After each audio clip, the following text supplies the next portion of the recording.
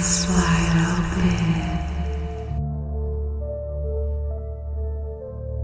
Where the streets whisper old blood tales and the legends refuse to die. If you think the stories are just myths, think again. Now let's take a look. Had a new danger brought to my attention, and that is going on at truck stops and rest areas, and it involves truckers. So ladies, listen up.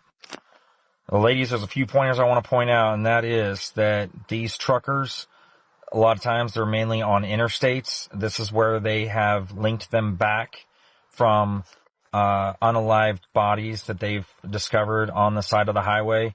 So the first thing I can say is this, ladies, the minute you pull up to a pump to get gas, get out of your car and appear to be confident and sure of yourself. They look for naive and innocent is who the women that they're targeting. Next thing I would say is make sure that you always have, at a minimum here in the U.S., pepper spray. In other countries, I would have something in my hand, even if it's keys, to be able to defend myself. You never know. Next, as I would say, is make sure you stand up tall and, again, appear to be sure of yourself when you walk inside the convenience store and walk back out.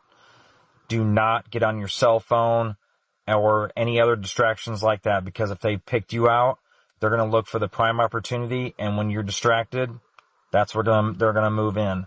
So stay off your cell phone till you get back in your car, back on the road, and maybe look at GPS or whatever you need, but wait until you get back on the road, even to like open chips and sandwiches or whatever you got. Just wait till you get on the road, because you never know where these predators are lurking and what they're looking for. Because I'm going to tell you right now, I've seen stories where they opened up the box, the truck, the inside of the truck, and there was chains, whips, BDSM, all kinds of stuff inside there. So, again, ladies, just please be safe out there. Y'all take care and have a good night. There's a man underneath his car. That's my car. That's someone's car. And he is crawled up under there. And he's just watching me. See him moving on his belly? Okay, so I just got off the road and I have to tell you this very spooky thing that happened to me tonight. A little backstory. I'm a musician, so I travel a lot for work. My name's Danny Ray Clark. I tour around. Usually I'm traveling with a band, or at the very least, a dog. But tonight I'm on a solo drive. I'm driving through Arizona and it's nighttime and I have to pee so bad. So I pull over to a gas station. They're closed. They won't let me in. So I get back in my car and I keep driving, and there's a rest stop. And I don't go to rest stops by myself because they're creepy. I don't watch serial killer documentaries. I don't listen to serial killer podcasts, but if I did, I would not have gone to a rest stop. Instead, I went and I go into the bathroom. I'm by myself. There's nobody in there. I check the stalls and I go pee. And I'm in there peeing and I hear the door open and somebody comes inside. And I hear them walking around, and they don't go to the bathroom. They're not washing their hands. There's no mirror in there. They're not checking themselves in the mirror. They walk around the bathroom and they go.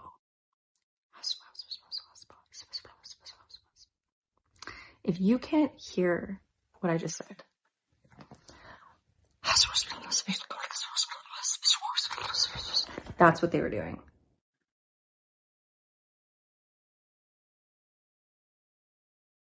I'm not saying I know what that was. I'm just saying that's what happened. That's what happened.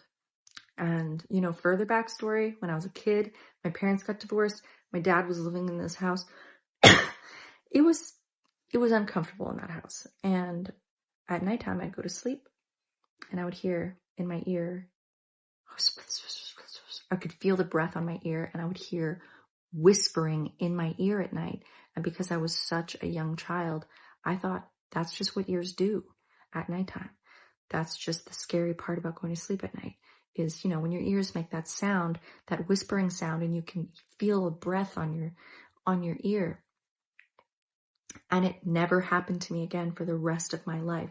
I'm not saying anything. I'm just saying that's what happened. I forgot to finish the story. I opened the stall. There was no one there. I waited, though. I waited for a while because I could hear them whispering. And then I heard the door close. I heard them walk out. They walked in and then they walked out. There was walking involved. They weren't there. There was no one there. And I checked the stalls after I left.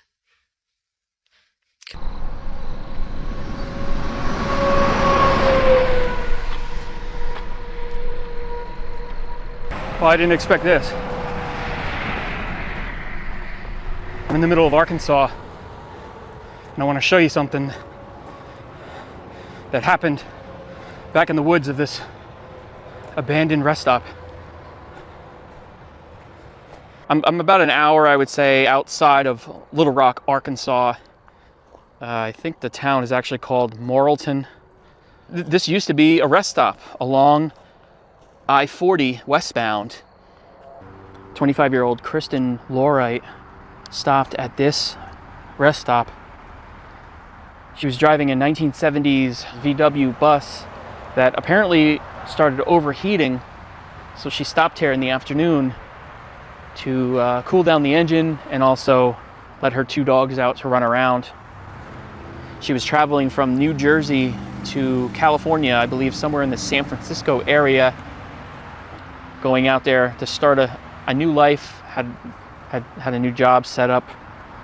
There was a pond nearby, and that's where the dogs were most likely running down. And that next morning, some truck drivers saw Kristen's 2 dogs running around the rest stop, and they called the number on the tag and spoke to Kristen's mother, who assured them that Kristen would never let her dogs just run around like that, that something had to be wrong. And they called the police, and apparently the dogs led the police to Kristen's lifeless body. She was nude, she had been assaulted, and there was up to 10 stab wounds in her neck. I'm curious about this here. I don't know. Obviously there was something here, maybe picnic tables or something. Now this was a cold case for a lot of years. In fact, her parents even put up big billboards along I-40 and said that there was a reward for any information about their daughter. And I believe that Ronald James Ward was initially in prison for a murder that he did in Montana, but through DNA, he was actually convicted of murdering a total of 3 women and 1 man. It's obviously, this has been closed for quite some time. It's so overgrown, but obviously where the cement is, nothing's gonna grow there. Look, that trail goes straight down there. Look at it, can you see that? Straight down, probably, I don't know, maybe 50 feet. And then there's an opening. So I'm curious to see what that is. And this is a great example of, even though there are hundreds of people passing by just over this hill, you're completely alone out here. So who knows? She could have been back here with her dogs. I don't know, maybe there were bathrooms or something here. I'm not seeing anything in the woods. I didn't know there'd be this much back here. I thought it was, maybe to some of you it was boring just walking around in the woods, but just think about what happened that day to Kristen here. Now you might think it's crazy that they would close a rest stop just because of one murder, but I'm pretty sure another murder happened just a few years before that. A truck driver was found shot dead in the bathroom. And I believe that this was also kind of a magnet for drug use and drug trafficking. It's just, like I said, it's just the way it's set up. It was just a very secluded rest stop, very poorly designed. You can see from the picture that I'm showing you right now. This is from 1983. This is really the clearest aerial photo that I could find. At that point, the state just figured it was better to close this down. I just noticed, so this thing says if you are a victim of human trafficking, take a tab below. Look at how many tabs are gone. That's pathetic.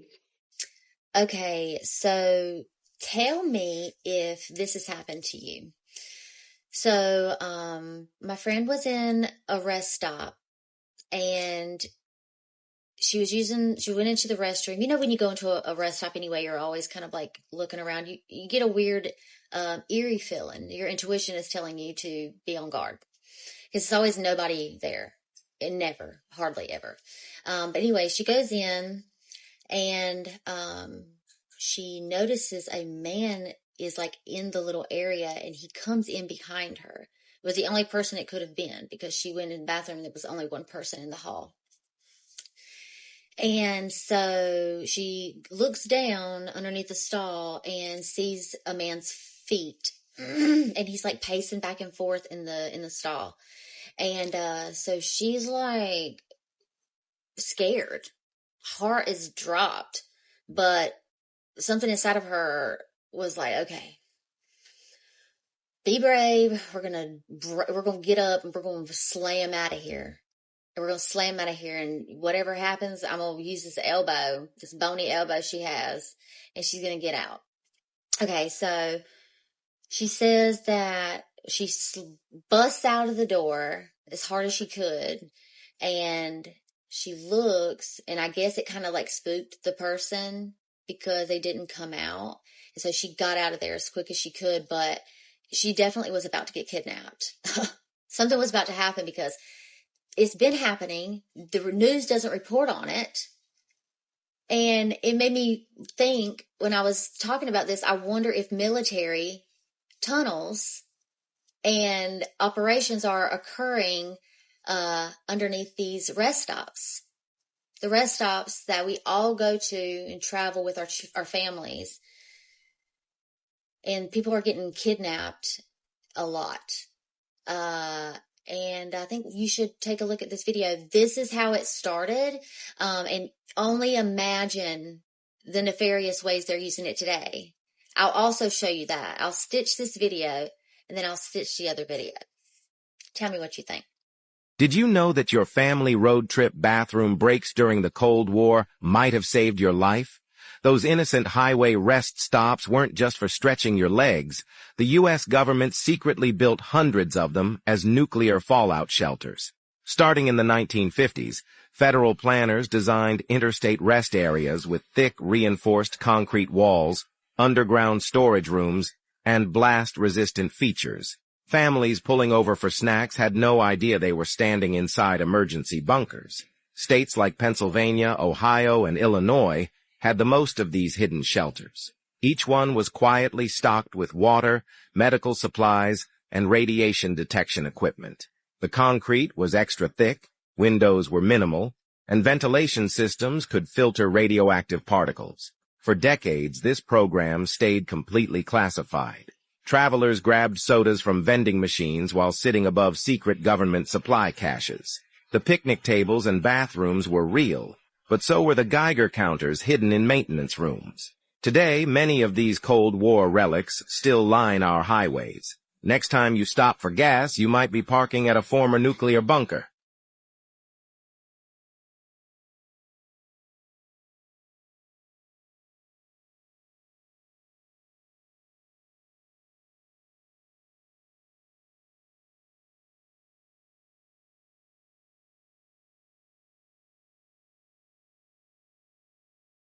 People think rest stops are safer than the road. That's the mistake. You've been driving for hours, it's past midnight, you pull into a highway rest stop because you're too tired to keep going. There are lights, vending machines, humming, 2 other cars parked far apart. Normal. You lock your doors, recline your seat, Tell yourself you'll just close your eyes for 20 minutes. At first, nothing happened. Then you hear a gravel crunch. Not near your car, near the trunk. Rule 1. If someone walks behind your car, but never passing your window, don't immediately sit up. Movement tells them you're awake. The footsteps circle once. Slow, measured. They stop directly behind you. No knocking, no attempt to open anything, just stillness. You check your mirrors, nothing. Your back window shows empty pavement. Rule 2. If the sound doesn't match what you see, trust the sound. A few minutes pass, then your car rocks. Not violently, just a subtle shift, like someone leaned their weight against it. From the rear, you freeze. Another car engine starts across the lot. It pulls away. Now, it's just you. Rule 3. If your car rocks but no one walks past your headlights, don't open your door to check, because opening confirms vulnerability. Your phone buzzes, no notification, just vibration. Screen lights by itself. Camera app opens, front facing.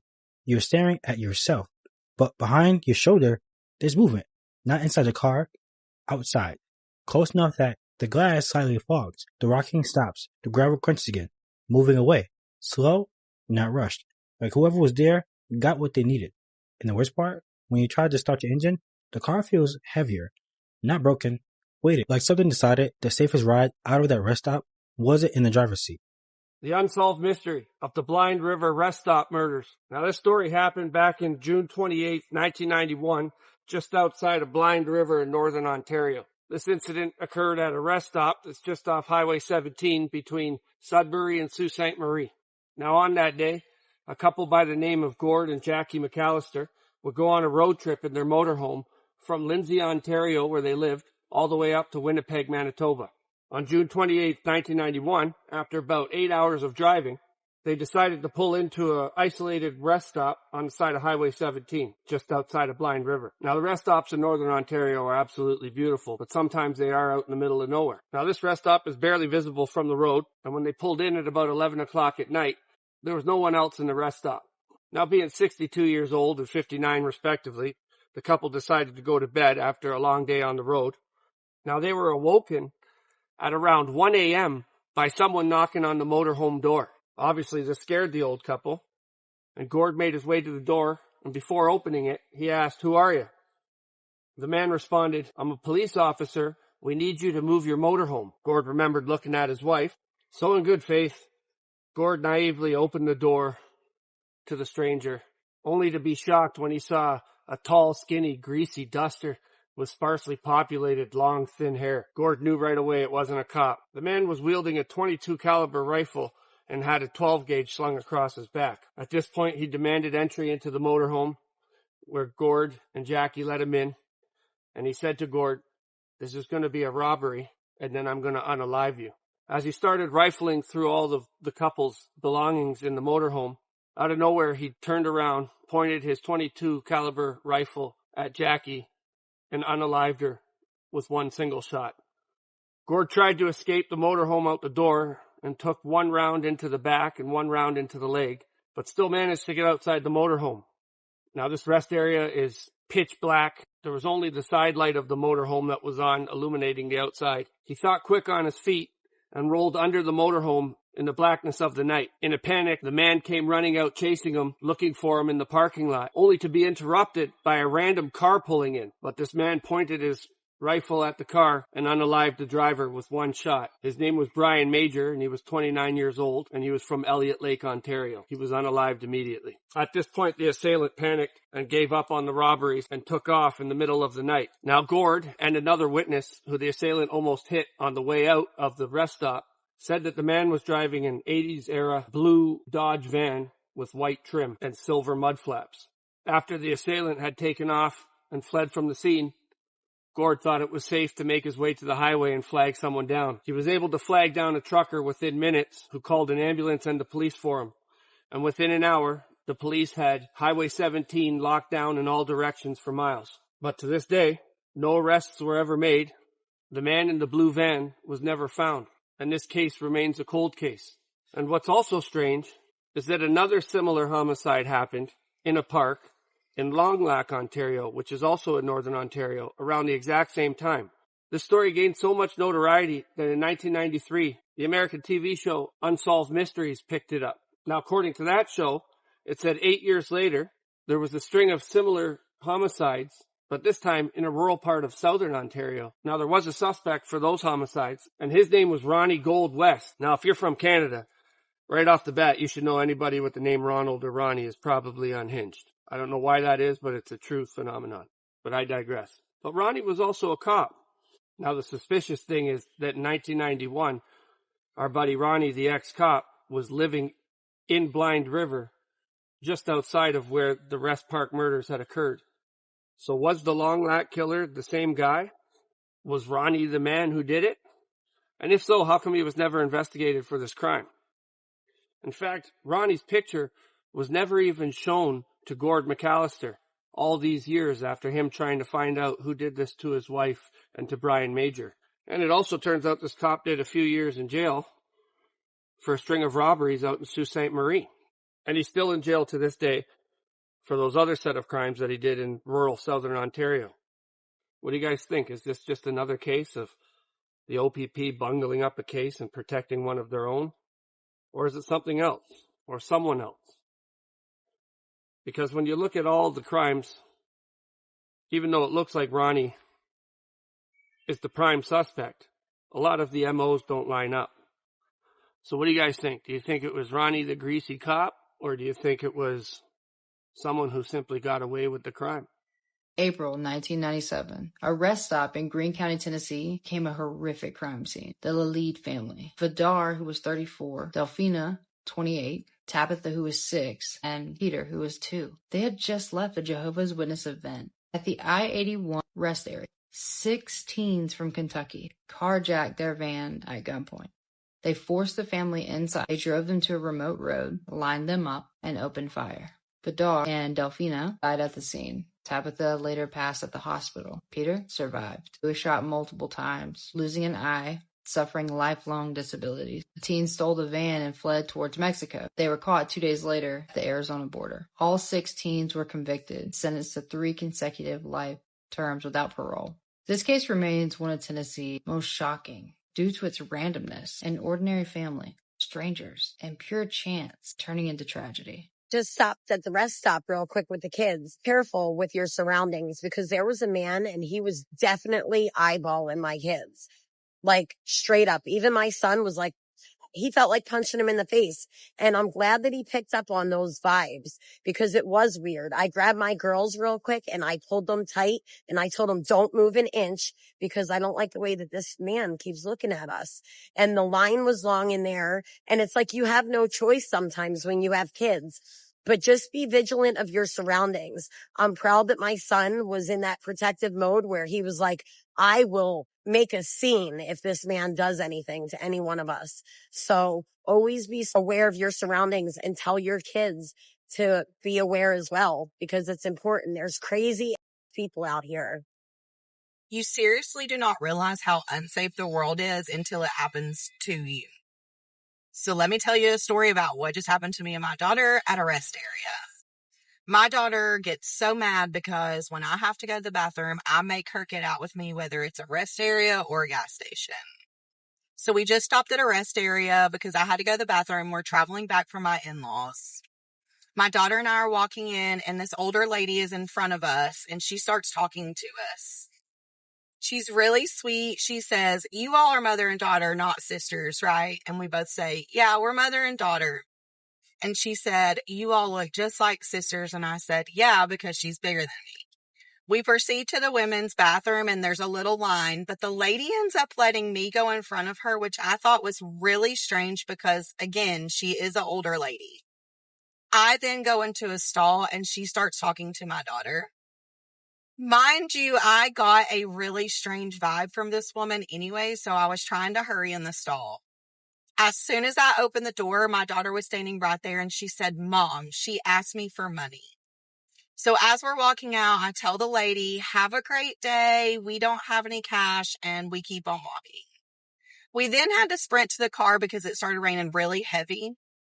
No sooner than I got in my car, this guy was standing in front of my car waving at me to hold on just a minute. He kept going like this and going like this. And I just mouthed and screamed no and threw my car in reverse and got out of there. My daughter then proceeded to tell me that she did get a creepy vibe from the old lady once the lady asked her for money. She pointed to her chest when she asked for it. Yeah, so this is your PSA that when you're traveling, be extremely careful and watch all of your surroundings. I just talked myself out of getting robbed at a rest stop in broad daylight, and I'm going to tell you how I did it. So I'm just minding my own business, getting my vending machine cappuccino for $1.50. They're nasty, but I get them every time. And two men approach me. One goes to the vending machine next to me, and the other goes to the vending machine behind me. And I started to get a little sketched out when I realized that they weren't getting anything from the vending machine, and they were just kind of standing there, like, pretending to look through it. And they were really eyeing up my bag and my phone that I had out. And am I being, like, the safest right now with, like, a designer on me and, like, my phone out? No, but it's, like, a nice rest stop, and it's broad daylight, so I'm, like, not thinking. Anyways, the man that's next to me asked me, "Hey, were you that woman I saw at the hotel in Waukegan?" And I said, "Nope, that's not where I was coming from." And then he just stares at me, and the man behind me turns around and just starts looking at me too. At this point, like, I already feel like I know what's going on. So I'm checking out my surroundings and figuring out what to do. And the vending machine is dispensing my hot coffee as we speak. So I'm like, well, I can just throw this at somebody and that's gonna do some damage. But, like, I don't know. Then the man that was next to me says, "You must be really rich, huh?" And I was just like, "I wouldn't say that." And he goes, "No, that's a Louis Vuitton." I'm like, in my head, I'm like, I know, I'm wearing it. And then I said, "It's fake." He said, "There's no way that's fake." And I just kept with it. I said, "No, it's fake. Paid $40 for it." And he looks me in my face, turns around and looks at the other guy, and, like, runs into the bathroom. How much more obvious could you be? So I grab my cappuccino, and I walk my ass to my car, and I'm now sitting in here. I just watched them get into their vehicle and leave, so now I can get out and enjoy this beautiful rest area. Anyways, have a great day. Don't get robbed.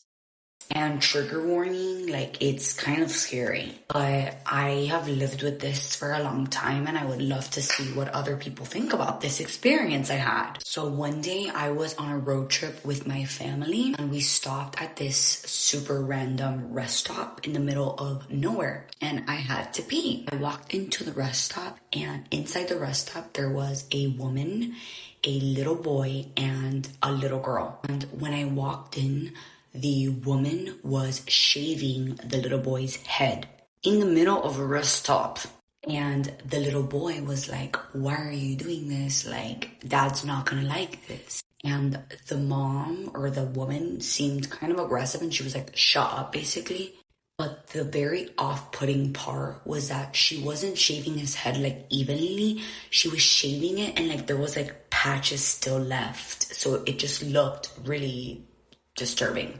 And when I heard this, I just, like, looked at the stall and, like, was gonna go use the restroom, but I accidentally made eye contact with this girl. She was probably, like, 14, and she had tears in her eyes, and she was, like, picking up the hair that was falling off the little boy's head off the ground, like, in complete silence. And I'll never forget the look she gave me. Like, it was just kind of, like, with tears, and she was like, but she didn't make any other expression. And the lady, like, didn't look at me at all, and, like, the little boy didn't look at me at all. Like, I just peed, and then I got back in the car, and I was like, "Mom." And basically my mom called the police, and the police called us back and was like, when we got there was nobody there. Am I wrong? Like, do we think that, like, she was saving this little boy, or was she abducting this little boy? We definitely gave a description. We tried to do the best that we could and, like, called as soon as we got in the car. But, like, by the time that the police got there was nobody there. If you're traveling I-40, the most dangerous road in America, I don't know how many more times I need to warn everybody about how dangerous this interstate can be, okay? Just tonight in Shawnee, Oklahoma, there is a Walmart that sits right off of I-40. And there was yet another attempted baby snatching. This Walmart is notorious for this kind of incident. Any kind of big shopping center that's right off I-40 is something you have to keep your head on a constant swivel no matter what, okay? Especially for women, okay? As a woman, and for looking out for other women, okay? The reason why these shopping centers and these big areas, gas stations, rest stops right on I-40 are so heavily used by kidnappers, child traffickers, serial killers is because you can be anywhere. So like the story I'm about to tell you, they didn't care if they got saw or not, because literally if you let them have 10 minutes of leeway time or just 5 minutes, okay, they get right back on the interstate. There's an exit almost every mile. Well, they could go left or right on the interstate. Give them 5 minutes. It's 5 miles in either direction. You're talking about a 10-mile radius, which has about 10 exits on that. And there's a left and right on each exit. That's 20 possible different directions they could get in 5 minutes. They don't care if you see them. They know that it's like a maze, essentially, trying to follow them on I-40 if you don't catch them instantly. In this child kidnapping, child sex trafficking ring that's going on, we're seeing after more and more and more people are getting arrested that it seems to be women ringleaders or at least women grabbers, okay? And I don't know if it's because people let their guard down around them more or they're not suspecting them as much, but that's what happened today here in Shawnee, Oklahoma, right down the road from where I live. I was actually in the Shawnee Mall today, and the employees were like freaking out saying like, hey, everybody's got to keep a heads up. And then they saw me and they recognized me and they're like, you got to say like what just happened. If you remember just a few weeks ago, I did about Shawnee, Oklahoma, with the Shawnee Mall, the Shawnee Walmart, and that whole shopping center over there, like at TJ Maxx and Five Below and all that. Multiple women were finding air tags on their car. So people were trying to track them. So they'd go to these shopping centers, they'd come back out, and then they would just happen to notice that they'd get a notification saying like, would you, there's an air tag, would you like to connect or whatever the notification is. And they were going to be tracked. How many people did this happen to that didn't get this notification, And what was the intent of them tracking? These air tags are not cheap. So today at Shawnee Walmart, a woman was, or a parent, I don't know if it was a mom or dad, but a parent was pushing their kid in the buggy back to their car. They'd already done their shopping. They're about to put their groceries in the vehicle. While they're putting their groceries in a vehicle, a truck pulls up. A woman gets out, tries to take the baby out of the buggy. Luckily, the baby was like, I guess like a toddler, and they kind of like screamed or something. That kind of startled the person that was going to try to nab them. The parent jumped back and saw what was going on. And then the person ran away from the parent only to get to the other side of the buggy and try to yank the buggy closer to the truck where the other person in the truck was going to grab the baby. Now, of course, the parent luckily saved their baby. But I mean, if their eyes were off that baby for another second, it could have been a whole different story. Surveillance camera footage and eyewitnesses did get the license plate of this truck, but in most cases, we see that these license plates are either stolen license plates off other vehicles or the vehicle in general was just stolen. So we're still waiting to kind of hear back on that. And it's one of these things that I-40 is such a busy interstate, and it's almost like it's like hush hush, like authorities in the masses, it seems like, don't like to really talk about how dangerous I-40 is and how many people go missing on I-40. The FBI literally suspects anywhere between 25 and 500 serial killers. The reason why this number varies greatly is like a serial killer is just somebody who commits 3 murders in 3 different occasions, okay? So it could be hundreds of serial killers just killing a few people, or it could be 25 serial killers killing hundreds, okay? So that's the reason why that number is so great. 25 to 500. It's huge. Okay. And that's over the course of decades, but they're still considered possibly active. We did a story just a month ago on, David Torres, that was, hit and run and robbed while he was on his motorcycle, in Arizona. So I-40 does run, New Mexico. I-40 does run from the East Coast to the West Coast for our viewers that, aren't familiar with the United States. It is the biggest interstate in the world, I'm pretty positive. And it is a hotbed for traffickers, serial killers, just robbers in general. It is, the list is endless on how dangerous this area is if you're not looking, especially for women traveling alone. All 3 of those AirTag victims I talked about were women by themselves that somebody was watching them. And I'm pretty sure it was a woman pushing the buggy today. So keep your head on a swivel. If a woman asks for help on I-40 and you're alone, it's a dark stretch that has no cell phone service and it's dark outside and you can't see anything for miles, don't help her. That might sound cold and heartless, but we're just seeing more and more of these cases that a woman is used as a lure or it's her idea in the first place. It's, you don't want to be sexist on, who commits what crimes, but in these kidnapping cases, we're seeing it more and more and more. So whether they're accomplice to it, mastermind, or they're the ones actually doing the grabbing, it's just insane. We've all taken a long car trip, haven't we? We've all passed that rest area sign multiple times, wondering if we could make it another 20 minutes or not before having to take a pee break or stretch. Sometimes you're lucky and get one of those huge rest areas with the big buildings with food and everything. But most other times, depending on where you are, you'll be lucky to get a little one with a tiny building just for restrooms and nothing else. Well, I was on a long road trip. A 15-hour road trip, actually. And a big chunk of that drive was overnight. I won't say from where to where because I don't really think that matters much. But I will say that I was in some bum area on the east coast of the US. It was late at night and I was powering through the drive. Not many cars on the road at this hour. In fact, it was a pretty rare scene to see another car on the road this late. I was reaching that uncomfortable point in the ride where I had to use the bathroom, and I was just getting overall antsy in my seat from sitting for so long. I started keeping an eye out for a rest area sign, and when I saw that familiar blue sign, it felt like a saving grace. So a few miles later, I veered off into the rest area. It was a small one, but there was a restroom building, and that's all I needed. There were no trucks parked here. I'm pretty sure they can only stay overnight at designated truck rest areas. But there was another car in the parking lot. I considered the possibility that whoever it was asleep in their car. As I got out from my car, I stretched a bit, and on my way to the bathroom, I looked at the other car in the lot. But the windows appeared to be tinted, so I couldn't see if someone was inside of it or not. Not that it was a big deal in the moment, I was just curious. I got inside the bathroom, and I was faced with a strange sight. There was a man standing in the corner of the bathroom with his head looking down and his back towards me. At first I thought he was using the urinal, but I quickly realized he wasn't even facing the closest urinal. He was literally just facing the corner of the wall. I paused, and I didn't know whether to say something or not. I almost said, "Are you all right?" But the scene was just too weird. I had to walk closer to him, though, to get to the stall, and honestly, I was almost scared to get near him.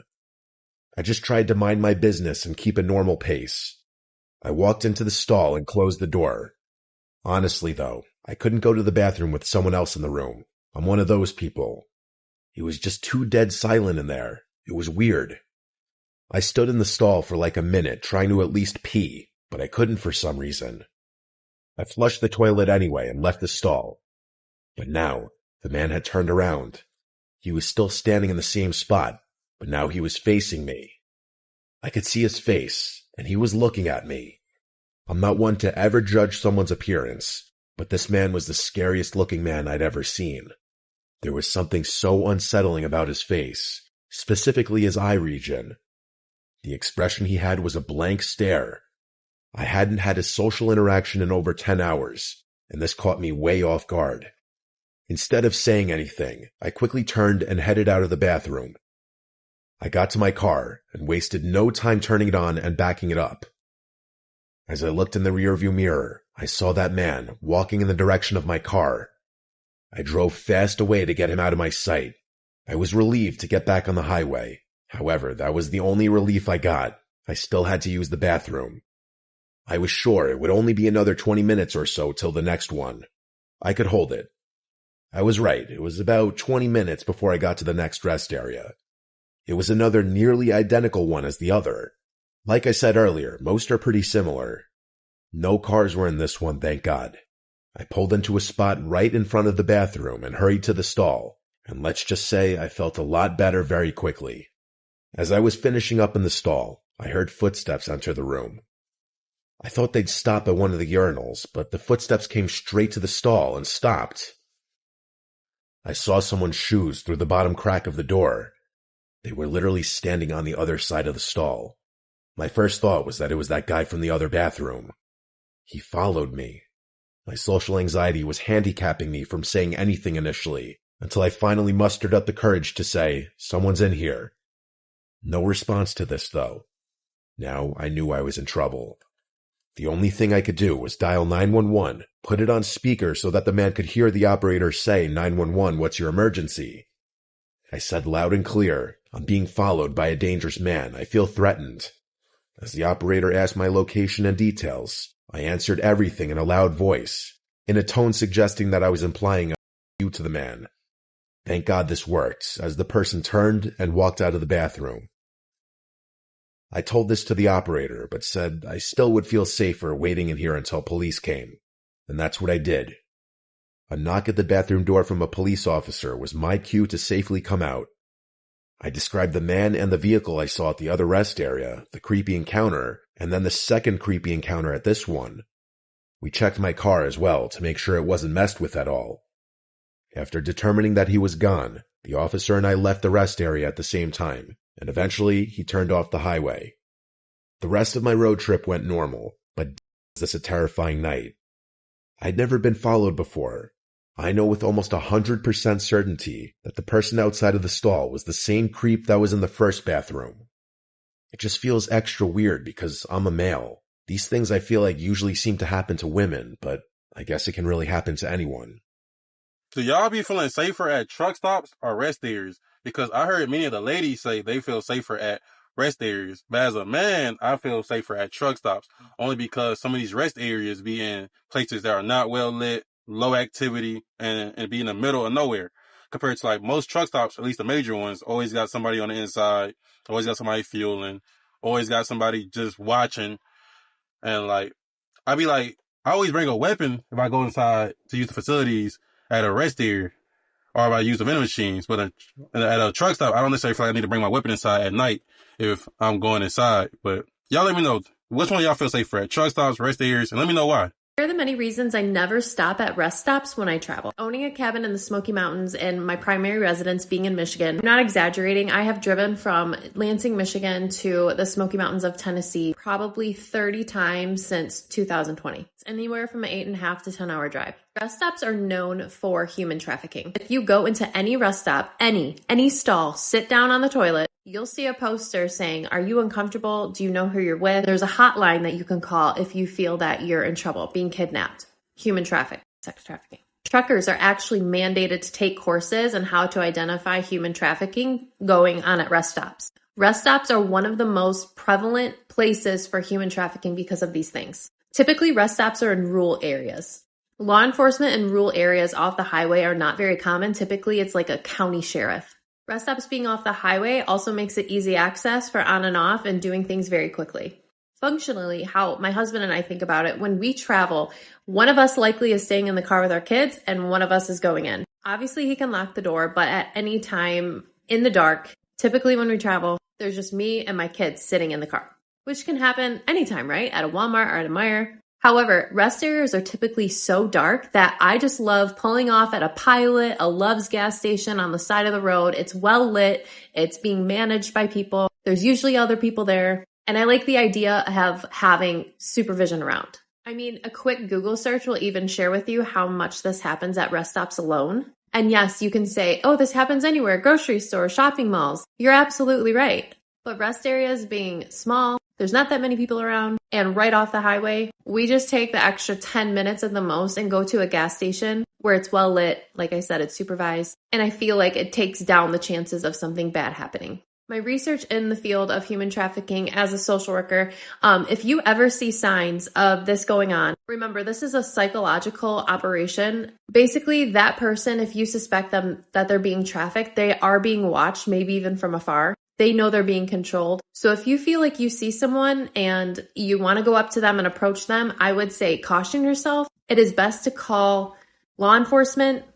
The best advice I ever heard as a social worker, just being in the field of vulnerable humans and social service, don't try to be the investigator. Use your discernment, use your professional judgment, give it into the hands of people who are well-trained and well-equipped for these things.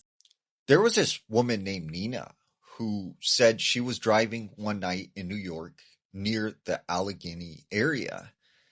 And she said it happened to be sometime around midnight. And she was just going down the highway. Well, prior to this, she had stopped at a gas station and had a couple drinks. And she said she really needed to use the restroom. However, this stretch of highway, there were no bathrooms, no businesses around. The only thing she finds is a sign that says rest area 2 miles away. So she says, you know what? I don't care if it's late at night, like I need to use the bathroom. So she pulls off into this rest area. And this rest area wasn't anything fancy. It was 2 small buildings, a couple garbage cans, and a picnic table. She pulls into the parking lot and she realizes that she's the only vehicle there. And she's like, you know what? I don't care. I have to use the bathroom now, so I'm not going anywhere else. She parks her car, she gets out, and as she's walking to the building that says Woman's, she looks over at these woods that are positioned behind these buildings.